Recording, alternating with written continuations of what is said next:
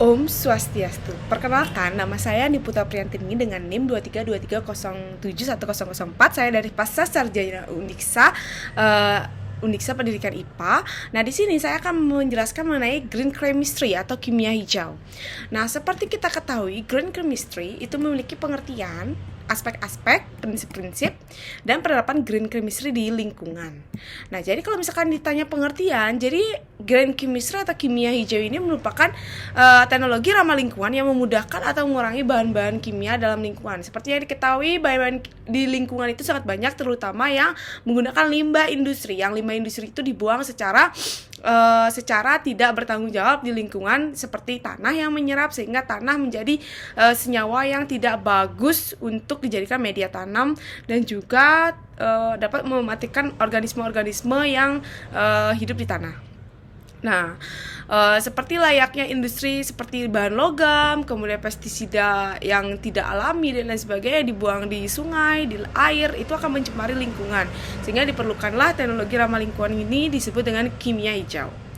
Nah, aspek-aspek dalam kimia hijau ini menggunakan beberapa aspek, yaitu katalis, bahan non beracun, sumber daya terbarukan, efisiensi penggunaan atom, pelarut ramah lingkungan, dan daur ulang. Ini diperlukan untuk penerapan dari green chemistry sendiri yang nantinya akan dijelaskan lagi. Nah, di sini dalam aspek-aspek tersebut, katalis itu mempercepat reaksi dalam suatu pencegahan pencemaran. Kemudian digunakannya bahan non beracun atau non toksin yang dapat menimbulkan alergi, kemudian mematikan organisme lain, itu dilarang di dalam kimia hijau ini. Nah, kemudian sumber daya terbarukan. Jadi di sini dia menggunakan bahan-bahan yang dapat diperbarukan sehingga tidak akan menimbulkan minimnya sumber daya dari lingkungan. Kemudian efisiensi penggunaan atom. Itu adalah struktur atom dengan memanfaatkan beberapa unsur yang ada. Kemudian pelarut ramah lingkungan nanti kita akan berhubungan dengan ion liquid. Itu ada yang perkenalan merupakan penerapan dari green chemistry sendiri. Dan kemudian daur ulang yang terakhir, yaitu menggunakan kembali barang yang sudah tidak terpakai dan diolah kembali.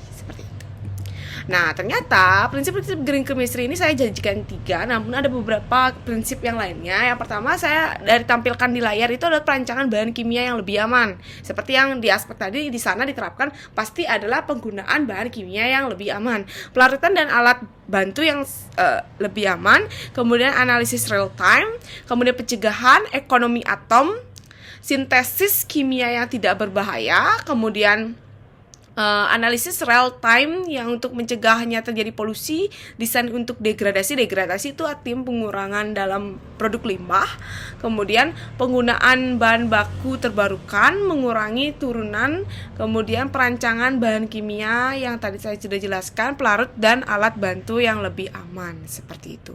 Nah, kemudian udah mengenai prinsip-prinsipnya, kita melakukan penerapannya. Jadi penerapannya seperti yang kita ketahui yaitu prinsip 5R.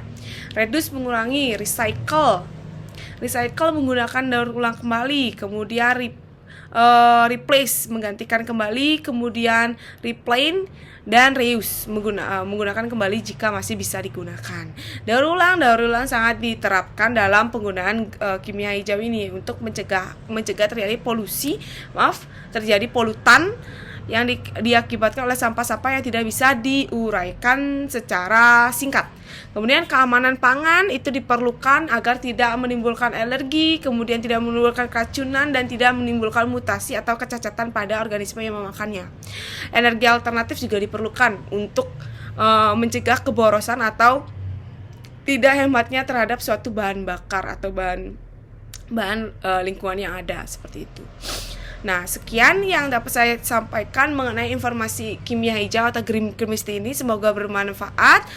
Mohon maaf jika ada kesalahan kata atau penyampaian atau konsepsi. Kita sama-sama belajar. Jadi, saya ucapkan happy watching.